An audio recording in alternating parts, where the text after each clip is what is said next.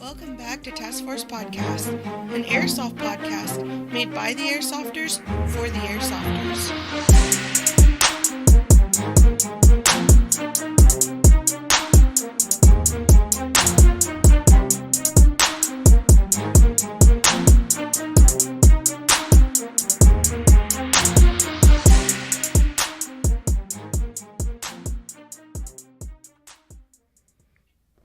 What is going on, guys? What up, everybody? Welcome back. Another episode, Task Force Podcast. At this point, it's redundant. So, I mean, this is Nasty. Nobody cares about him. Yeah, it's true. And then, of course, today our special guest is G2 Tactical. Hello. What's up, guys? Good. I just want to make sure you can hear us still. I was like, oh, no, you can't hear us. I'm still asking, can you turn them up? Huh? Yeah, I Turn just 'em up. turned him up. Oh, you did? Yes, I did. On top of it. Okay. Anyway, hello, how are you? Good, you guys? And welcome to the show. Hey, you know what? Not too bad. It's been hot. It's been hot as shit lately. Sucks. Fucking hot. Don't want to play. Want to Yes. play, but don't want to play. So, Yeah, we've been working out in it for the past 2 months trying to get our new field up and running, so don't feel bad. It sucks. I do want to talk about this a little bit because I have been paying attention and browsing through your guys' photos, and it looks like you guys have got some cool shit that's coming up with it.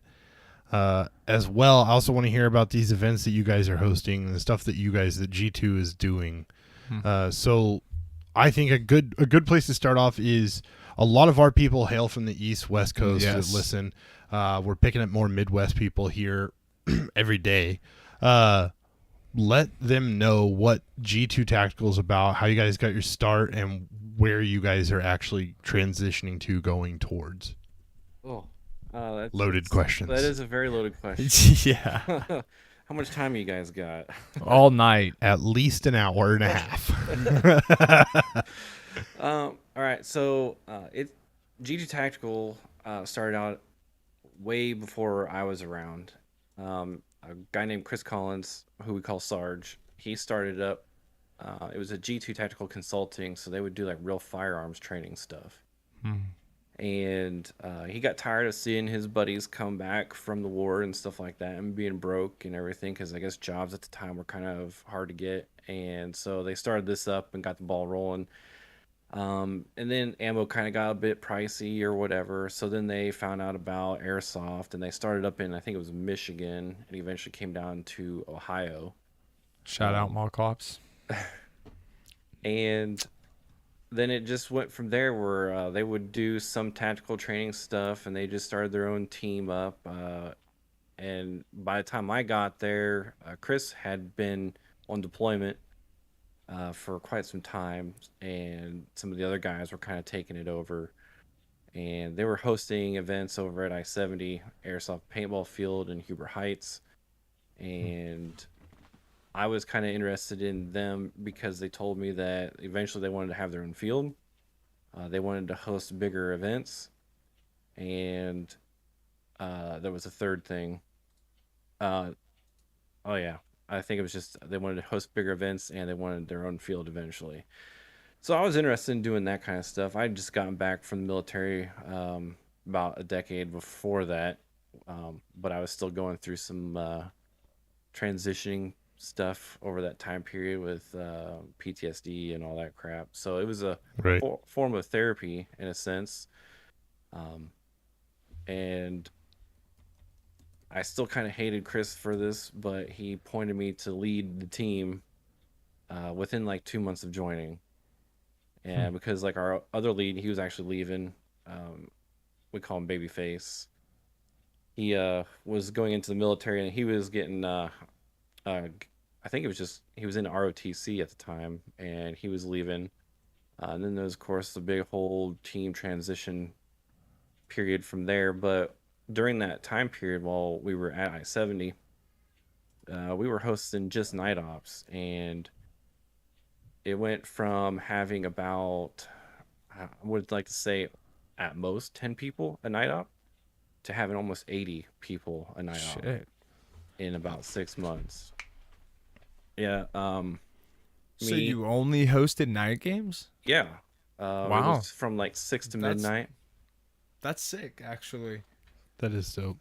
Okay, sorry. Yeah, and we tried to branch more into the day stuff as well there at the near end because we were just wanting to try it out because I-70 isn't really well known for having any refs on the field at the time. So we were kind of like, well, we could kind of fill in a double duty here where we could run a day portion and a night portion, make some more money for our team, stuff like that. Because like 100% of everything that we earn goes right back into our events, goes back into the field, etc. Like none of us make a paycheck, none of us earn a dime, none of it gets spent on us for our own personal gain. Like it pays for fuel, pays for all that stuff that we need to run our operations.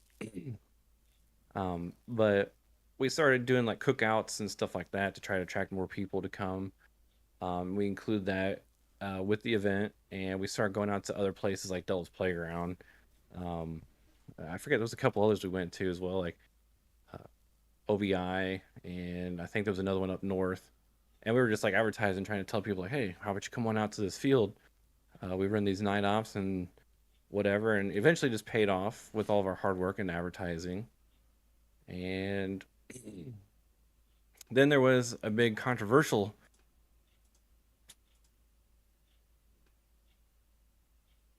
stage that we went through where the owner of I-70 didn't actually own it. It was in his parents' name, and they had passed away. So now it was left up to the estate.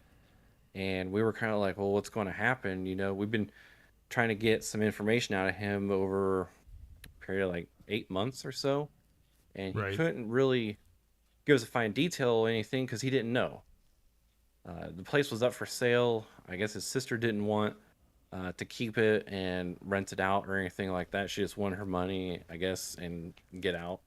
He, of Right. course, wanted to stay and run his business, and we very well respected that. But we were kind of like, you know, we don't want to be caught with our pants down. So we found a place in Dayton that we could go and host our own thing last year with. And so we went and did that, and that was a big success. The most we had out there was like 150 some odd people on 4 acres, 4 or 5 acres. So it was quite crammed. But So was it just like one side v one side objectives? we do all kinds of game modes. We do force on force, chaos, crossfire, just confirm kill, capture the flag, I mean, just a number of things. Sure. So we try to mix it up a bit so it's not just like the same old thing on force. That can get a little boring. Yes. But we usually run those to start off with, just so people can kind of get into it, into the day, the heat, get soaked up a little bit, you know. Right. Yeah. And then too, I get to judge like how well the people are playing, because when you're being a ref, just isn't there to see if people are abiding by the rules. It's to see how well the people are playing together. Are the Right. teams fairly balanced and all this stuff? Right. Are there any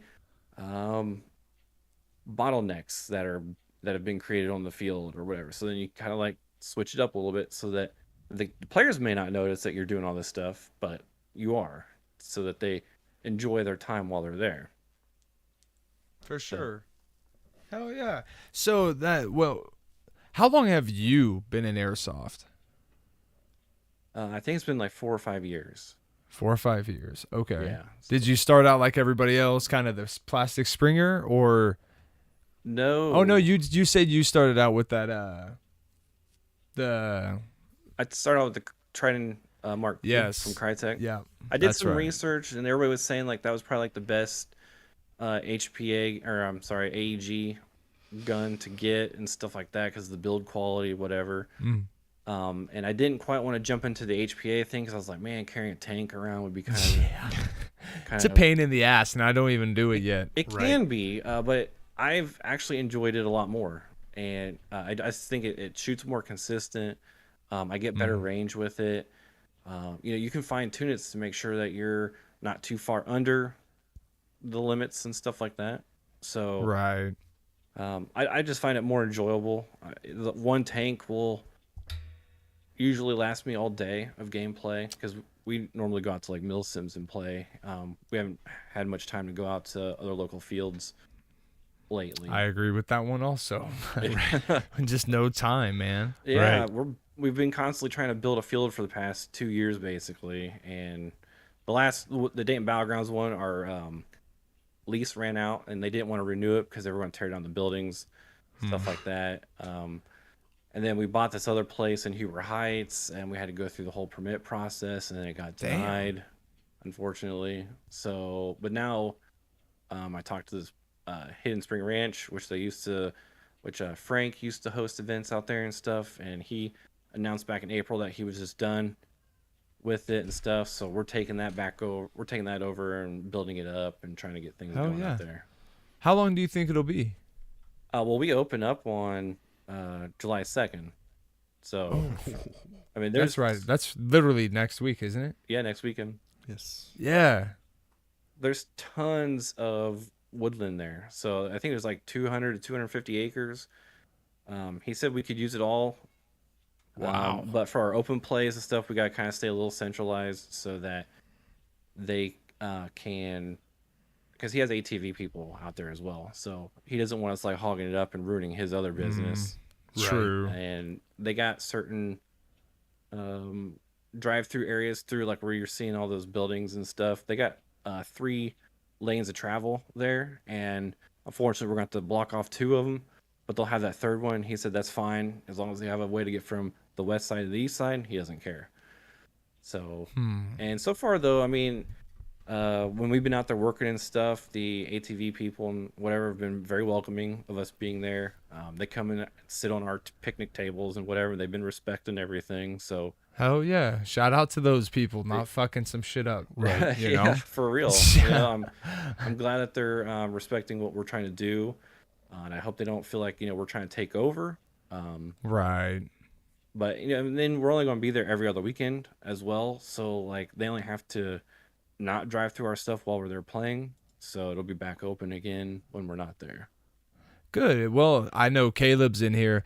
These guys have some of the best mill sims, and every open play is a mini sim. So hey, Caleb loves it, I guess.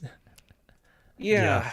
Because I believe in the crawl, walk, run phase type deal. So like all of our open plays, we'll try out something a little different, some different kind of play style or whatever scenario thing that we want to try to do for one of our other like mini mill sims, I guess you want to say. And we got Operation Nighthawk, Explosive Sunset, and we're working on another one I can't release yet. And there's technically another one as well, but it's not necessarily militarized. But it's one that we're working with Caleb on, and I can't release that one yet either. Ooh. So, damn, Caleb throwing out the ideas, huh? well, he knew who to come to.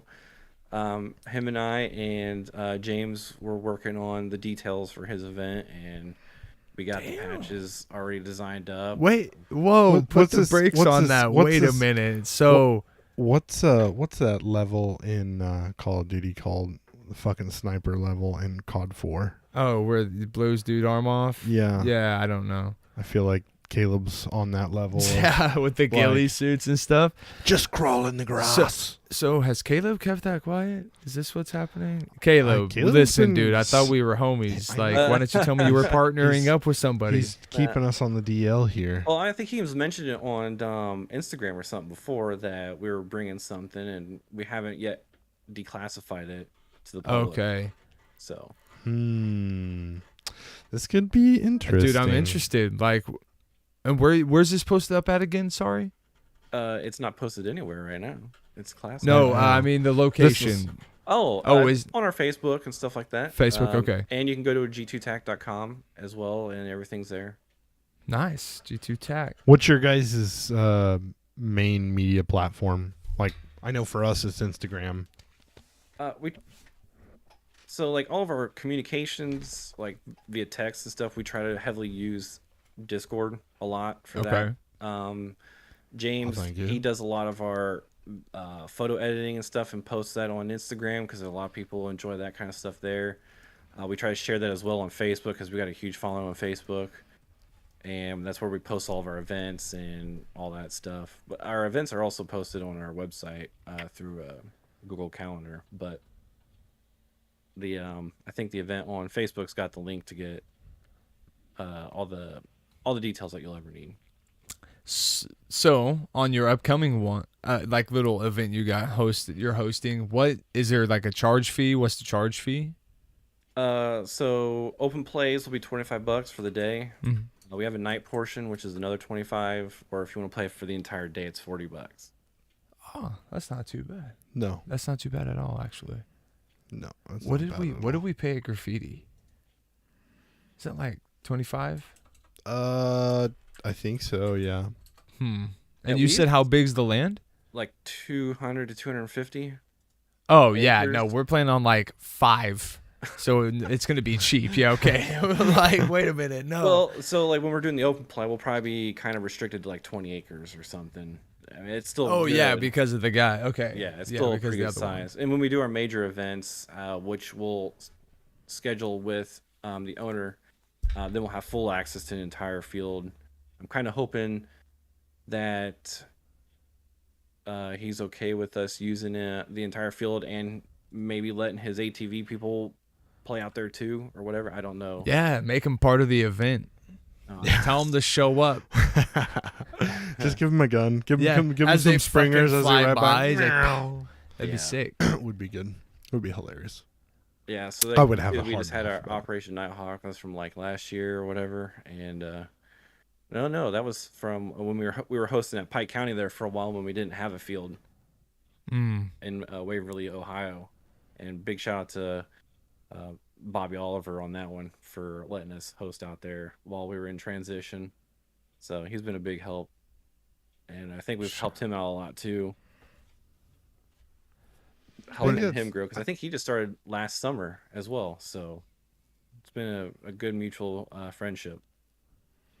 I think it's really interesting you guys faded from the firearms world to airsoft, and then now it's like this weird love has sprouted from that. You know what I mean? That you guys are pushing hard and wanting to get fields made and be able to host milsims and do stuff like that. And I think that's really kind of cool. I feel like a lot of people don't quite understand that, like for me, it's getting out there and playing. Like I've done my share of like running local games and like fuck that. Like I got respect for everybody who does it, but like it's not for me. I don't want to care about what's going on. I just want to get out there and then do whatever I want to do.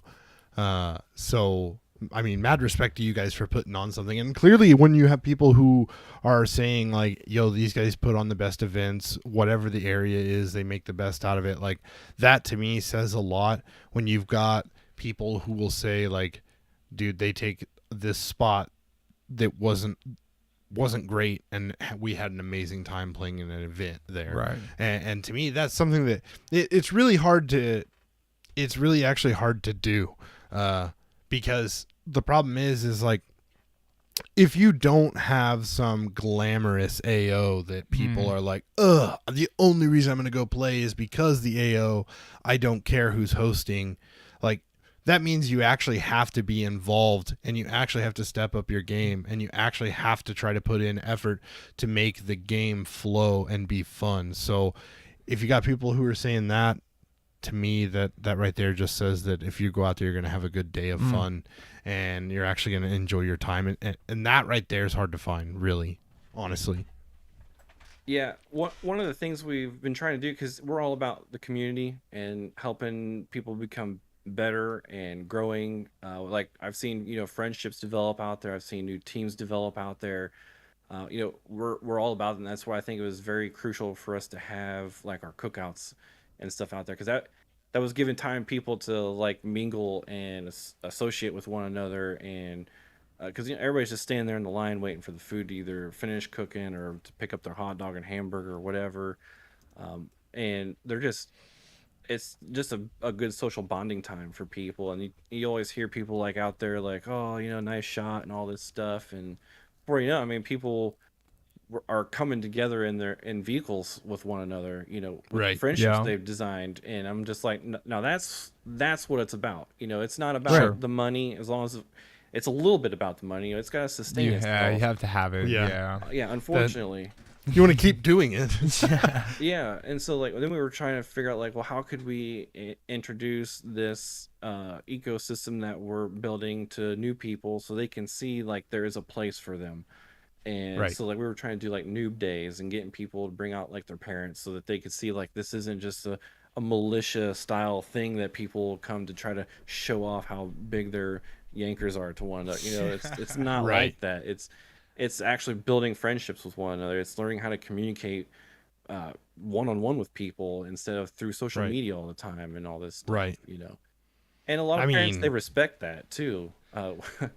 Back when we were at I-70, we had the presidential debates. So we had two teams, force on force, where you had Donald Trump and Joe Biden as the medics, and they were the only ones that could heal people on the field. And the parents laughed their ass off about it. They thought it was hilarious. So I was like, well, that's good that they understood the humor behind it, because it wasn't like a political statement like, oh, good thing Joe won, or oh, good thing Trump won, or whatever, But it was just a fun thing that, they were the only ones allowed to heal people on the field. So The Joe Biden medic always just forget what he was doing. Where am I I at? feel like the Trump medic was probably just like, just so many people that need to be healed. I'm the best out there. I'm the best. China. You want tourniquets? I got China. tourniquets. Here's Right. tourniquets. These tourniquets are made in China, not good. China. We can't use it. Like, what the fuck? Oh gosh. So it was a Fucking good dude. thing, and a lot of people enjoyed it. Rick was a little. He thought I was pissed at him because I made him Joe Biden. He's one of the guys on the team, Pickle Rick. And I was You just mad like, at me, you just, dude? you Like, just what the happened to fuck? be by me when I needed somebody. Yeah. Nice. So that was really good. It was a lot of fun. We'll do it again when the next elections come up. So Yeah. That's Yeah. needed. Yeah. Just don't put any AOC people, and that person's just gonna run around and be crazy.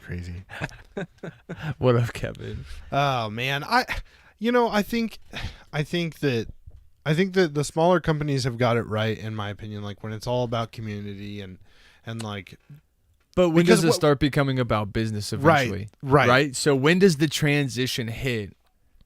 right, that's the hard part, to be able to find that fine line of like, hey, this is the fun of it. This is the community. This Right. is like, and there's that side of you, right? Like even with Task Force Podcast, right? Like, yo, I love doing this, and it would be cool to make it into like a livelihood.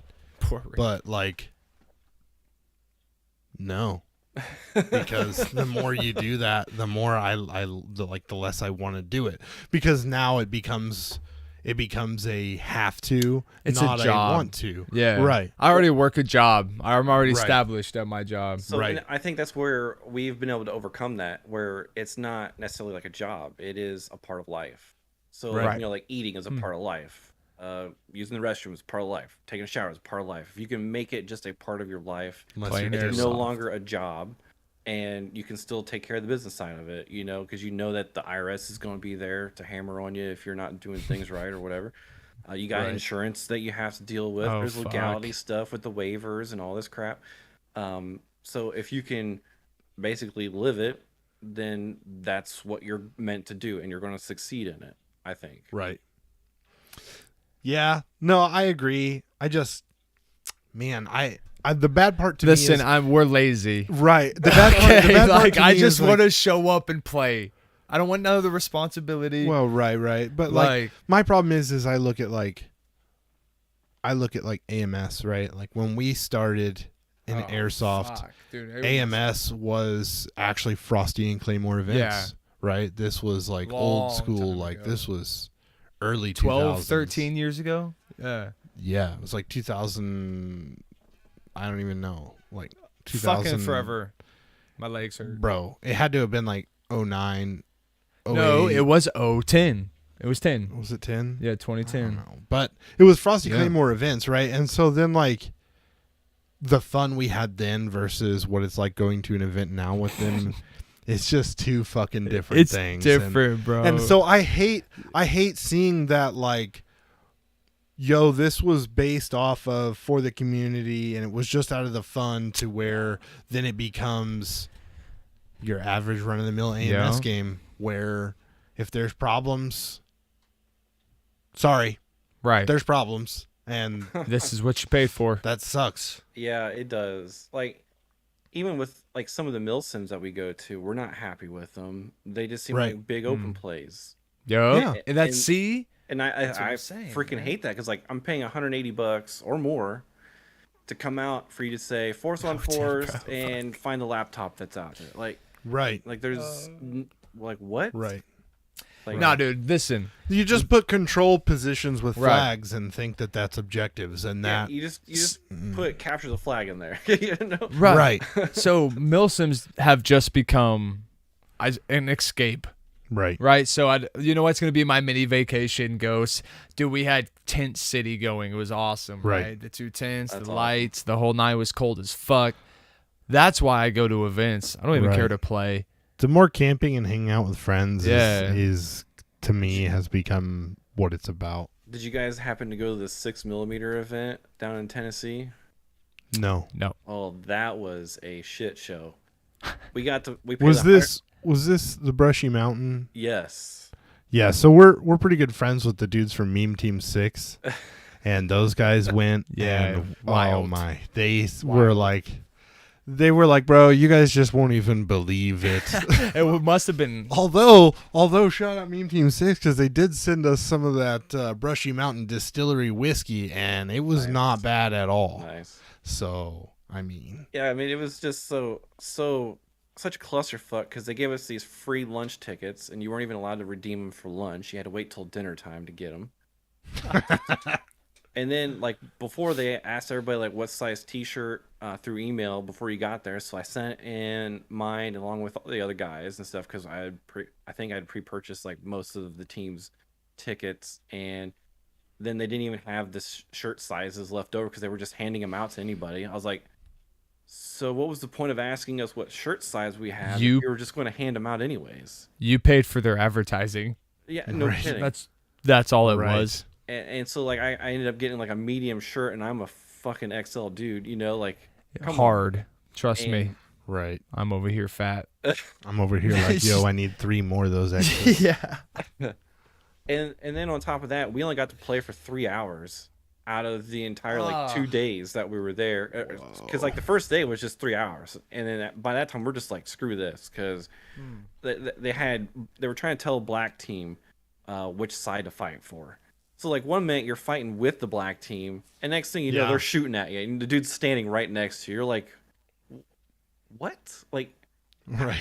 how is this a thing? You know, like, So, wasn't that the first time that a host had an event? Wasn't that the yeah, first that was event they their very hosted? first event. And I emailed them later that day, and I was like, look, I'm not gonna ask for my money back like everybody else did, which I should have.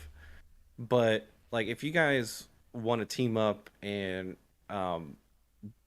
want some help like running events, whatever, just let us know, because we got a team. I think it was at the time like 15 people, 20 people, whatever. I was like, we can Right. collab and get something, and like maybe redeem some of what you screwed up in the long run, because like, Let me clean your fuck up. yeah, because the thing is, like, you know, that AO that we were at, there's limited situations that you could run with that, because you had the prison, which had 2 door entries.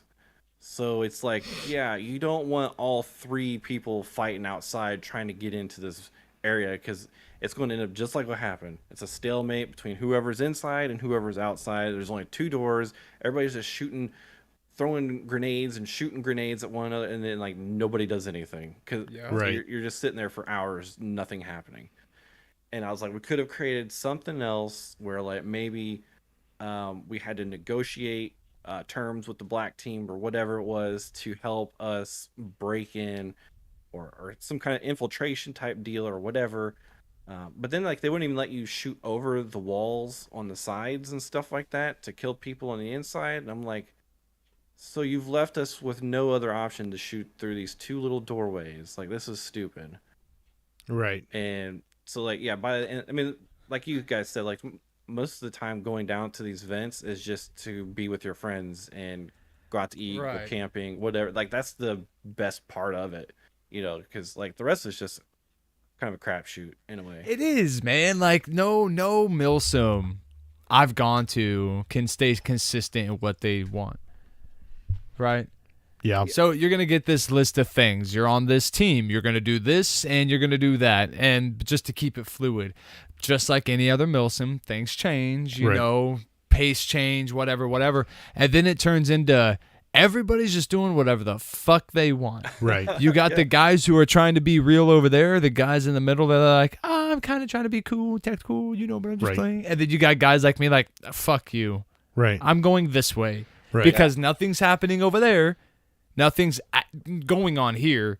Right. And the Misfits go do what we want. Right. Well, and that's the hard part, I feel like, is when you get to a milsim and you start going and then there ends up being a stalemate is what happens is like your leadership is Just like crumbles. they're like, my plan will work. Just keep going at it. Like, all right, dude, like, no. Right. This No. not working. It's like we need to revise some shit and send some dudes some different ways. And the hard part I always have is when they don't want to listen because they're just absolutely sure, like, oh, it will work. Right. So we're going to sit here for 8.5 hours going nowhere. Right. Can't wait. Yeah. And then I'm like, I don't even want to play the next day.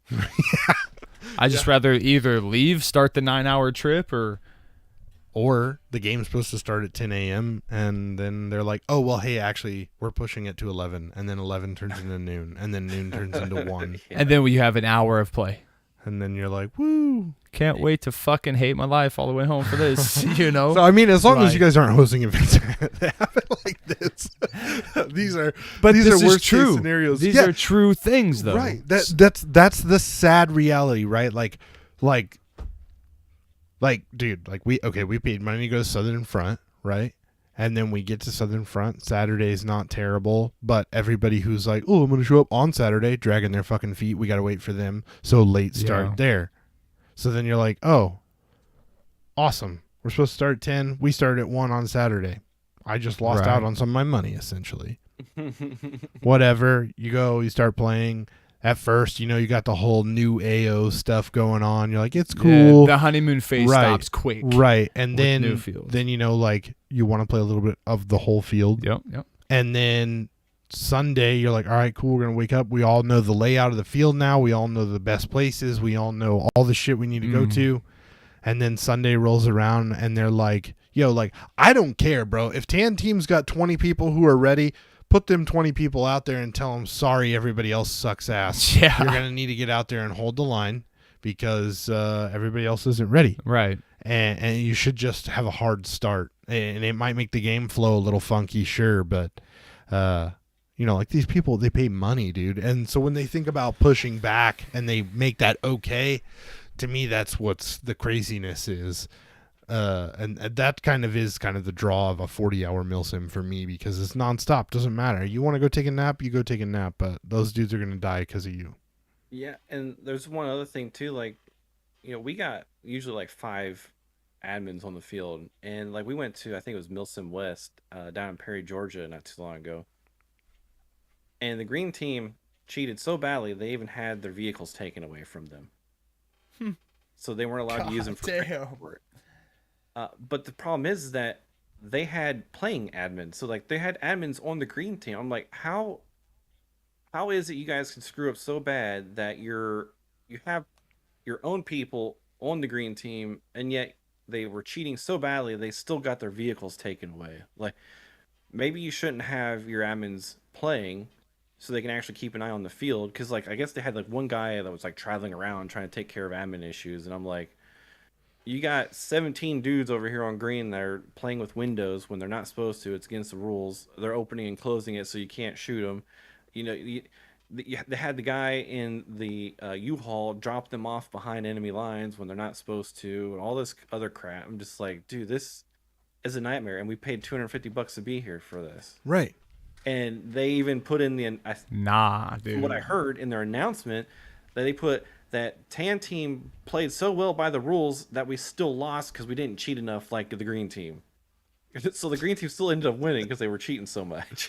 So guess what event dude, I would never go to one of those hosts games again Right. if it came to be Well, that and that's bad. that's the shitty part, right? Is because like airsoft is gradually growing, right? Like we're Sure. seeing it get bigger, but the problem Fuck is speed stuff. the supply of event hosts is dwindling. Yes. Yes.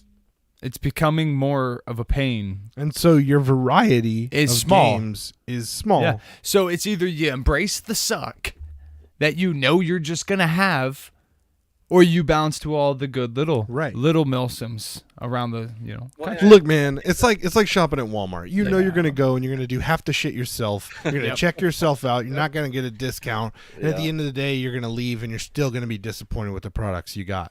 Well, I mean, I think one of the problems is, though, it is hard to find people that are willing to put in the work to make these events happen. Like, we're very, very fortunate that we have the people that we do on our team. We got about 10 people, 10, 12 people that all volunteer their time. We got a few of us that are, like, super hardcore, dedicated. I mean, we're out there every day trying to get stuff done, whether it's administrative work, field work, advertising, stuff like that. So it's like it's hard to get the people out there to do that, and you can see it in their events. Like when you see like Milton West where there's like 3 main guys doing everything, Right. there's a lack of people wanting to help out to work. Everybody just wants to play, and like that can be fine, but you need to be reaching out to try to find those people that are willing to put in the time to make the event successful, because then you're going to end up wanting to have more and more people. But you take Milton West, for instance, they sold out Iron Horse 4 in the first 24 to 48 hours. They opened the tickets. I'm like, holy cow. And then they opened it twice more to sell an additional 100 tickets on each side. Right. And they still sold out within a week. So it's like, people aren't voting with their wallet, more so that they're just wanting to go to these places because they're exotic or whatever. Right. And so it doesn't push the creators to create better events, in a sense, I think, because they're still getting their money. Right. Right. And I mean, like, there's good event hosts out there. There's people who are on the up and coming. Like, you guys, like, it sounds like everything you guys are doing is based on the community, and you got dudes running it because of the fun of it. And so, like, generally that's where you get the best games. So, like, I would also compare that to Mud Crab or Grimnir Tactical. Grimnir Tactical was the one who had kind of impressed me the most in a long time. Yeah, because I agree. Just people coming at it with a fresh approach. Finally, like, everybody has just fallen into this green V-tan is fine. Here's flags, your objectives in the middle. We're basically playing. We're basically playing a giant game of domination. If you guys can go hold these flags that we've placed in strategic points, because that's what we want to do. And then we hide a laptop, like, that's a thing, you know what I mean? Or we just say, hey, guess what? The game never stops, and there's a shit ton of people here, and we're gonna go as hardcore as we can. And that's my kind of game. That's gonna be your 40-hour milsims where they just basically let it be a green as natural as possible. You guys are so do as you fucking please. Right. There are some side things that keep the board ones busy, but the guys just go ham.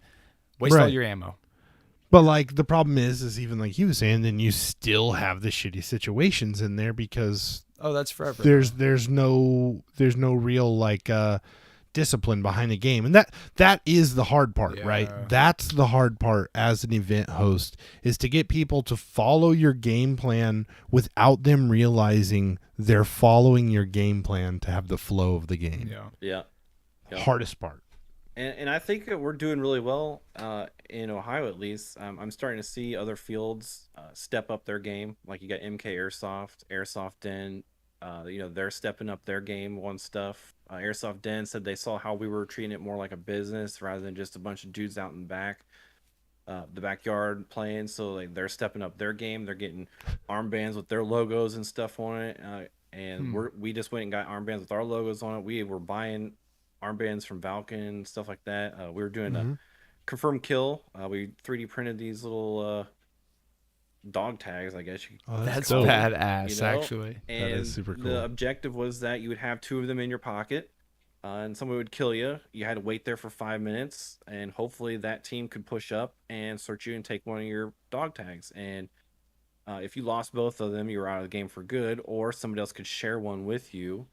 But once you guys all ran out of dog tags, you were done for. And So you have 2 lives, life game. Yeah, Yep. That's dope. in a sense. So like that's cool. And- That's cool. Find a way to change it up. yeah, and we do pyro and stuff like that, and we're starting to see other fields now starting to use pyro and everything for like some of our events. Like you get those little remote detonators that trigger explosives or smoke grenades, stuff like that. So I feel like we're making a big impact on Ohio's airsoft in a sense, and that just pushes us to create even more. So we got to keep being creative. We got a couple other events that I think we're going to push the boundaries a little bit more, and I just can't release any information on them yet, but it's going to be amazing. I think we're really good, and I think people are going to love it. See, and that's the thing though, is it kind of feels good to be the one that's looked at as an example. Right. Like they are doing something right. We need to pay attention to that. Right. Yeah. Right. 100%. I mean, like, I feel like that's just somebody who comes into it and was like, oh, we could do this. This is a thing. And then see somebody else who's doing it and maybe trimming the fat a little bit, making it a little bit more professional, making it a little bit easier rather than just being like a hodgepodge of people thrown together. Because, like, let me tell you, backyard games sound super fun, right? And they are until they're not anymore. Yeah. Right. And then you're like, well, I need a little more structure in it at least. Yeah, and one thing too, there's just been like a lot of field-to-field hostility. Like they think that you're taking their customers or whatever, and it's like, dude, people are going to go wherever they want to go. They're going to travel as far as they're willing to travel. They're going to go here or there because they're tired of the same thing. Like you get tired of the backdoor airsoft games, so now you want to go someplace else that might have a castle built, or you might want to go over here because they got a pond, and then you could do some amphibious assault stuff, or whatever the case is. Or the homies you make go to your field Right. and not the other ones. Yeah, And that's why I show up to your field. Exactly. yeah. And so I don't understand it. Like I want to work with every field. Like take Pike County Airsoft. I'm hoping like maybe once or twice a year we'll still go out there and host an event at his place, because we got some loyal followers, and then that will bring our followers out to there, and then they might like some of the stuff that he has because he's got this river that goes around his property and stuff, so that he could introduce like some airboat things or whatever. If it's on a really rainy day, there's like a pond that fills up, and that changes the dynamic of the field, and people might like going out there for that stuff. He's got that would be sick. Yeah, I mean it's awesome, and I think the fields need to get over it and learn that let's work together to provide the best atmosphere we can for the player, and then that will attract more people to it, and then it will just grow. So like I may not get Caleb Tucker every weekend. He might want to go here or there, and that's fine. Right. We should be okay with that. Right. But we're not. You got to stay in one spot. Yeah, like once you're with We're gonna me, tie you here. like Caleb. we're not Apple, we don't lock you into us only, so it's Right. like Well, and I don't necessarily think that, honestly, that's anything really new. Unfortunately, across the airsoft industry, stores, fields, event promoters, why everyone feels like it's a bum rush for the throat, I don't know. Right.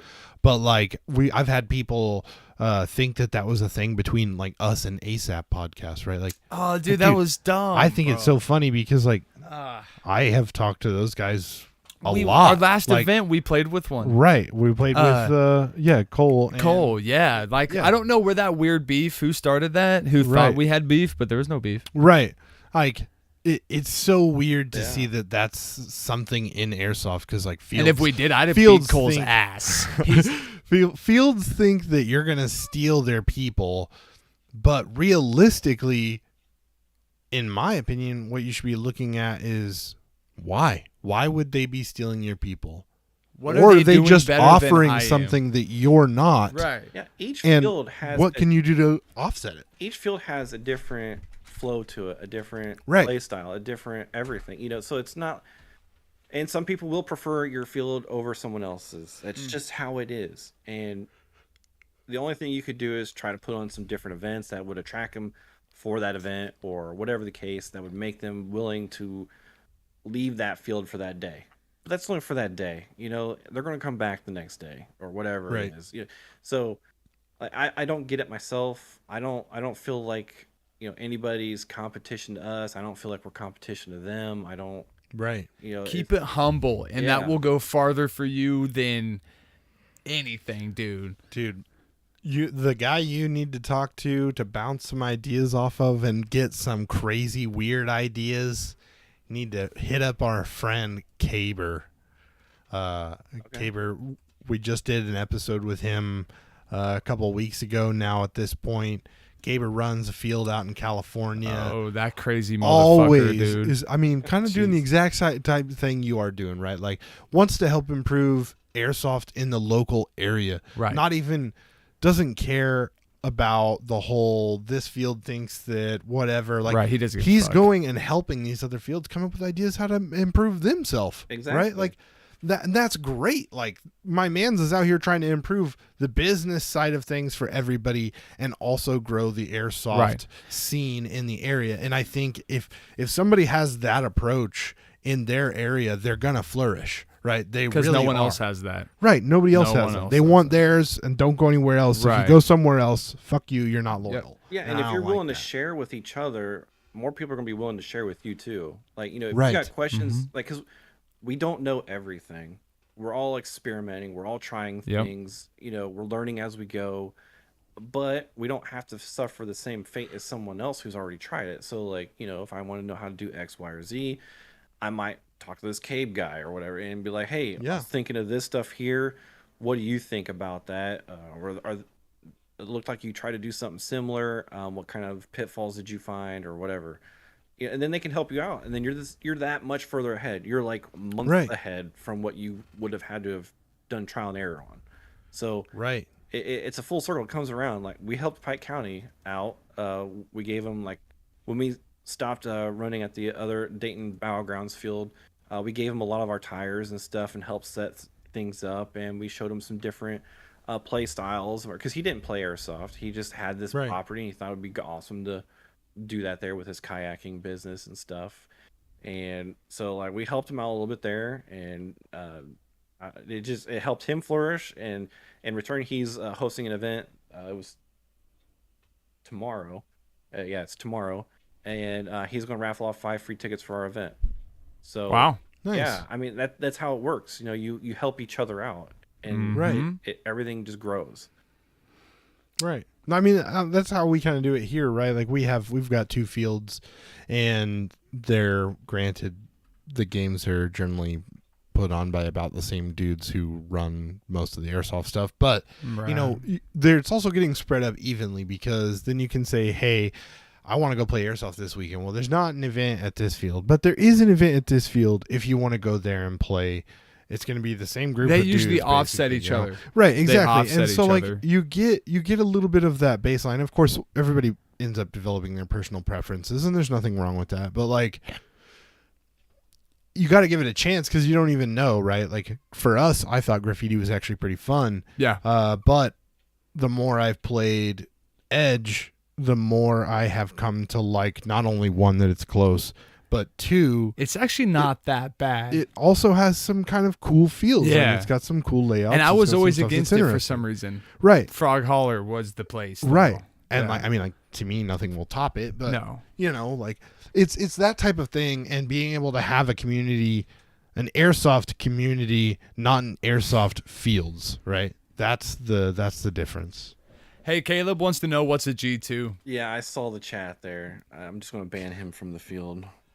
Okay. And from the chat, sounds good. Later, nerd.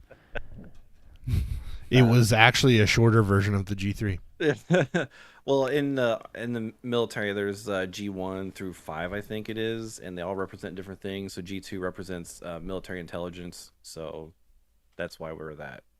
Because also, enough. I forgot to mention, Sarge was like a special forces guy as well, and love the dude to death. He's served so much overseas for our country and stuff like that. So mad respect to him. And it's an honor Shout to take out, over bro. G2 for him. So Mad respect for him, mad respect for you. Yes. You know, mad respect for anybody who has served, in all honesty. Like, realistically. Even you Air Force boys. Right. yeah. Coast Guard just, like, barely slips Just in. because of Swerve. Yeah. I treat them all with the same respect. You know, they all Yeah. signed the dotted line. They all could die tomorrow if need be, you know. Right. And Agreed. so Right. I feel like they all deserve the same respect. Yeah, But we got to go hard on them. Yeah, you still have to bully, right? Oh That's yeah, like when I was in basic training, what I saw the airsoft doing for PT was throwing a frisbee around. I'm like, really, guys? Like that's what it takes to get in the airsoft? Like Jesus. Yeah, man.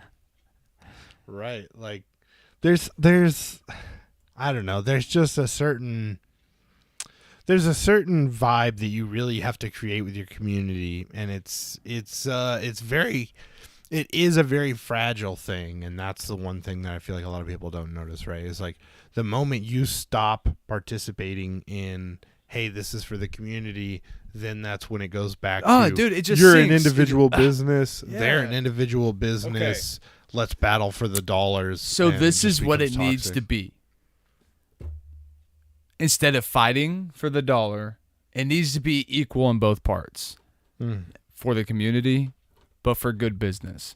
Because come good community comes good business. Good business brings good community. Exactly. Right? And so if you can find that good 50-50, you will get events like Grimnir, Mud Crab, G2. Like Yeah. that's what I want. Because if I can go and have a good time chilling, go have a good time playing, because that's what I paid for, and that's what I expect to show up to Right. do, you know? Right. I'll leave excited and actually come back next year and not fight you.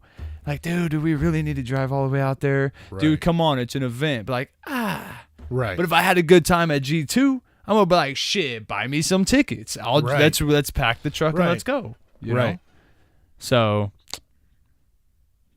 Yeah, I mean, we hope to be the beast in the business, Caleb. Someday. I mean, we hope eventually someday that we could rake in the numbers like Milsim West, where you're selling 600 ticket Sure. events. Because the more people that we can get to come, the more we can build out at the field. And that means Yep. the better we can enhance your gameplay and all that kind of stuff. it's the give and take. Yeah, I mean, because like first, like we were traveling around to other fields and stuff, and we're like, and I was just kind of like, man, you know, this stuff is all actually kind of boring. Like nobody's really doing anything. We're just shooting at each other. Like, why is it during an event we're not trying to do door breaches, or why is Right. it we're not trying to create some Jump kind through of, windows and shit. Yeah, so Like, Right. yeah, I mean stuff like that. So like that's how we started out with like Nighthawk out at I-70 was that we were setting. They have a castle at.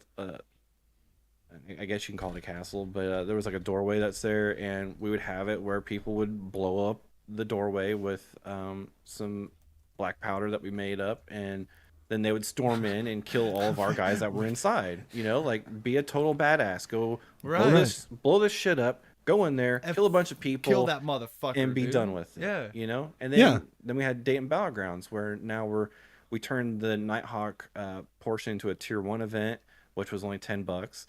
And you would go through the field at night and try to kill all of our guys on the field. And of course, every time you'd kill one of our guys, they would just fall back to another point. So it felt like there were 4 times more people that you had to go through. And then your objective was to capture the scientist that was creating the poisonous smoke that you were using to kill everybody on the field with. And then you would take them out, execute them, and blow up the building.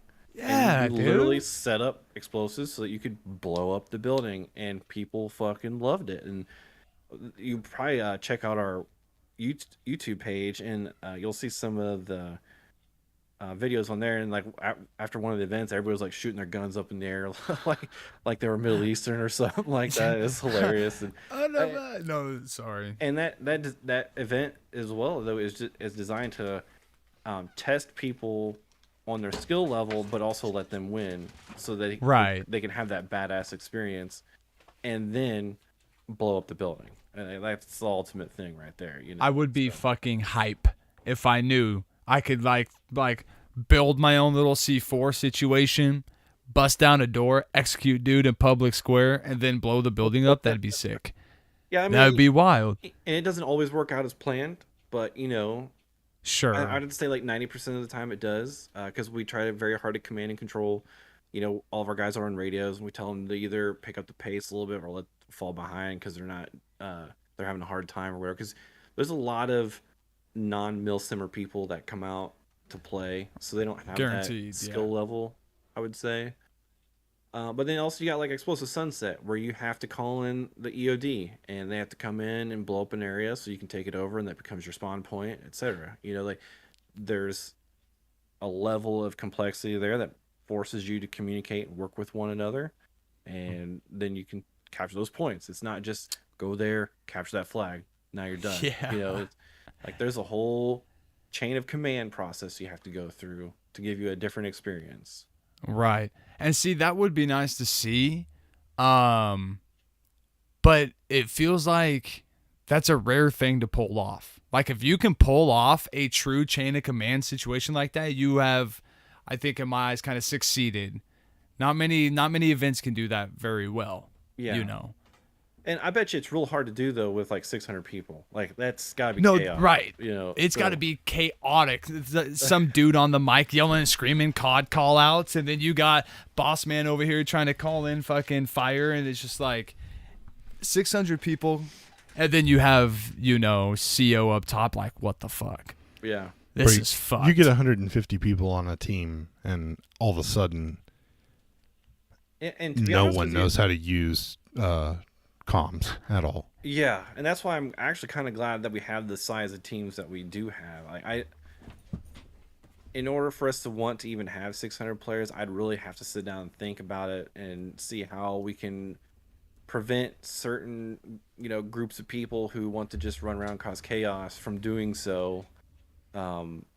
Because like I said, it's all about command and control. You got to be able to anticipate what they're going to do, and like in a video game, how they build in fail safe so that you don't go outside of the intended area and stuff like that. So that would be a difficult thing to play, and that's why I don't like harp on Milsim West for doing what they did, but because I don't have to deal with that size of scope yet.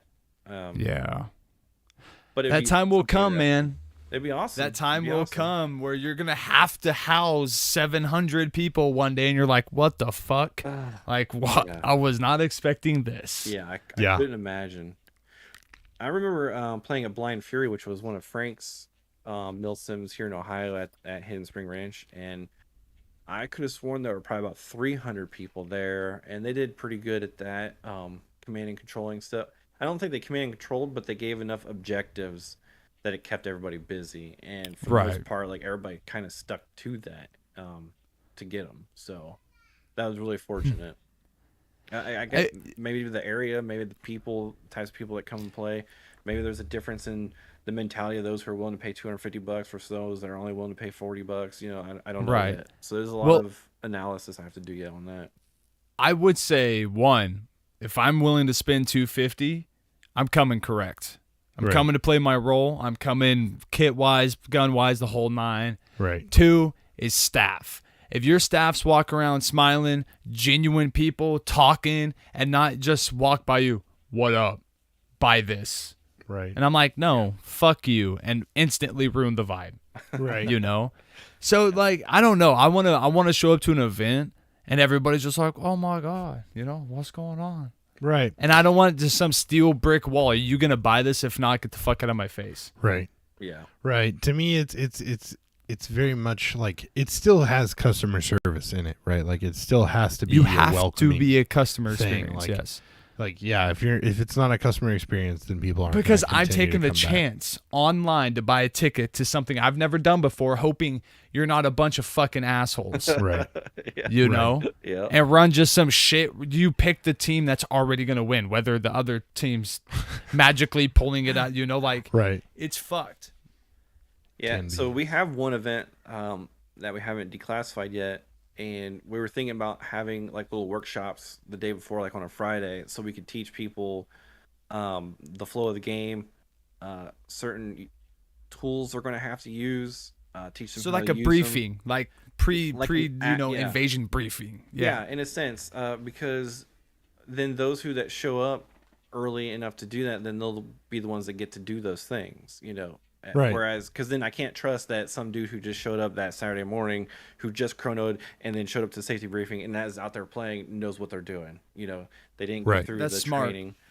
That's smart. So we can do that kind of stuff, and that would enhance the game a lot too, because we might even be able to like let them actually go and do a test run of it, and then that's going to enhance their gameplay, and then they're going to want to share that experience with others, whether it's via video or just telling their friends, and then they're going to want to come back again, whether it's just an open play or another event that we host, or whatever, because they're like, dude, I got to do X, Y, and Z. I've never been able to do that anywhere else in the industry or whatever, and then boom, your name will spread from there, because word of mouth is still like the best method of advertising. Yeah. Dude, I think that's a genius fucking idea. That gives that guy a little bit over the other guys. Like, you know what? I'm special now. I'm special forces. Fuck you. Yeah. Because I can do this, you can't. So, Right. Yeah, because I feel like anytime you give somebody a chance. chance to feel special, like at an event, like if you give them a chance, because what happens a lot of the time, right, at these big events is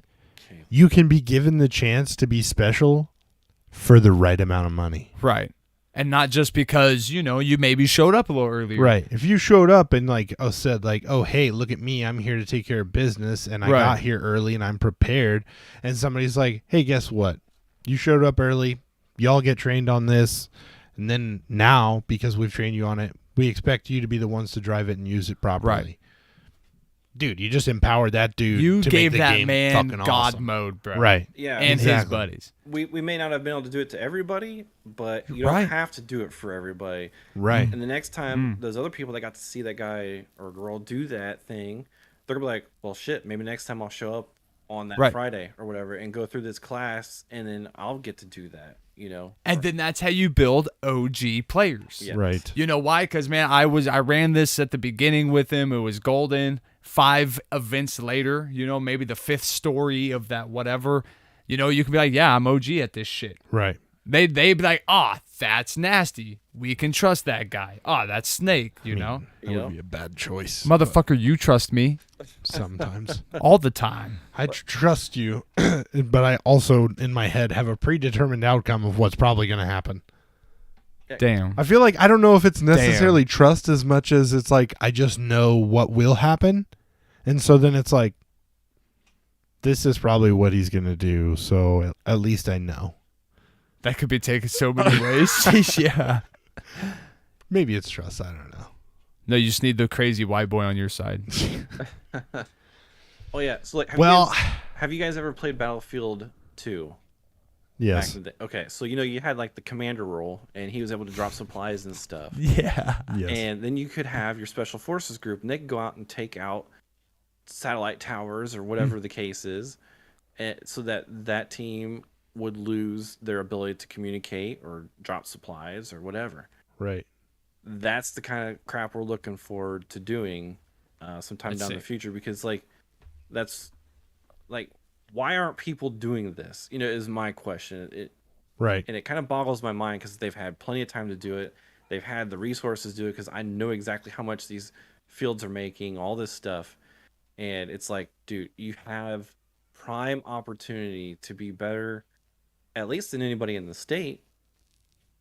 And you could be doing these amazing things and giving people amazing experiences, memories that they can talk about, all this kind of stuff. And you guys don't. You just take the money and run.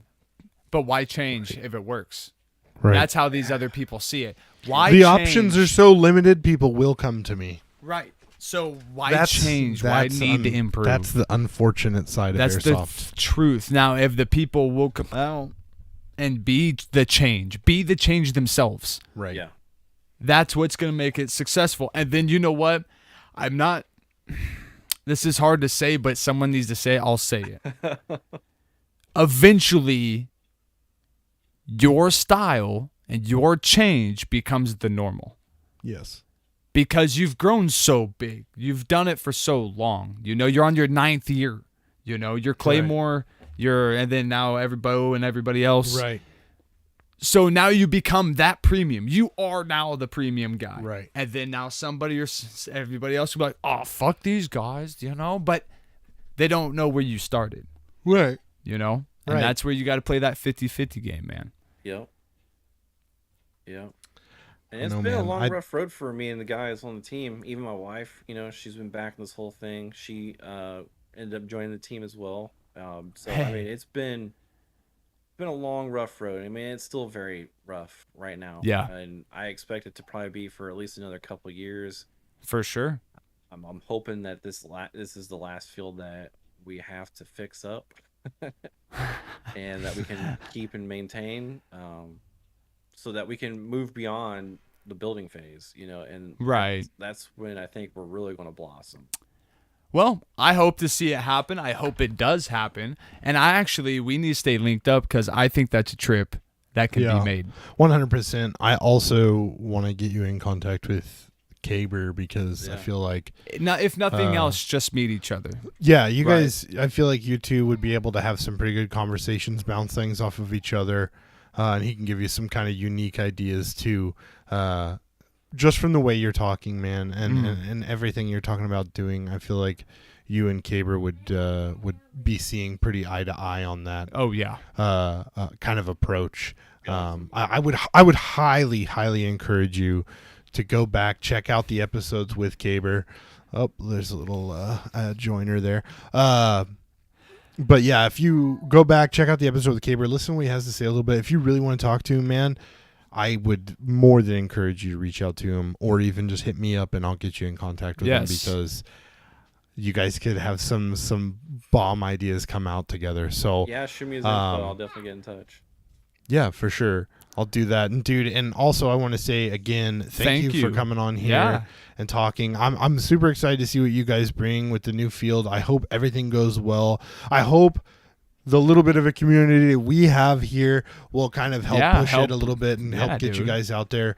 If you guys are in the Ohio area and you want to go to a field and you want to slap Caleb. Yes, you want to slap Caleb 100%. Actually, as a matter of fact, Caleb just said in the chat that he will take 5 slaps in the chest with an oily hand for every person who wants to show up. And it's no problem to him at all. So he likes it. Yes, he does. But yes, if you guys... if you don't follow him on Instagram, Facebook, YouTube, G2 Tactical. Yes, 100%. Pull their stuff up, please. This is their stuff on Facebook here, which, of course, largest community. Oh, God. Yes. But, yeah, I mean, you guys need to go check them out. And what was it, July 2nd you guys are shooting for? Yeah, next weekend. We got the day game starting at 11. Night game starts at 6, ends at midnight. It's $25 for each one of those, or $40 for the whole day. And pay for the whole day. Yeah, may as well. It's only $40. I mean, it's only $40. And we're only going to operate on the first and third weekend of the month, so that our guys got some time off to do their thing, and we can go out to other fields and play as a team, because we're also a team. Dude. We're not just a business. So. And that's the keep it real, right? You need to keep that alive. Yeah. Remember, you're a team with some business in the background. Because once it's on the other way, shit gets whack. Right. We do real other quick things too. We got to Scene 75 together. We got to B-dubs. We got to eat. I mean, we do all kinds of things together. It's like we're an extended family. It's a family, dude. Yeah. It is. It's the love. Well, I appreciate you jumping on here with us tonight. Thank you, Caleb Tucker, dude. Caleb, just leave the chat. Dude, you're irritating me. Okay. Yeah. Thank you, everybody, for showing up tonight, and I hope everybody has a great night. I gotta, dude. It's scheduled and end it.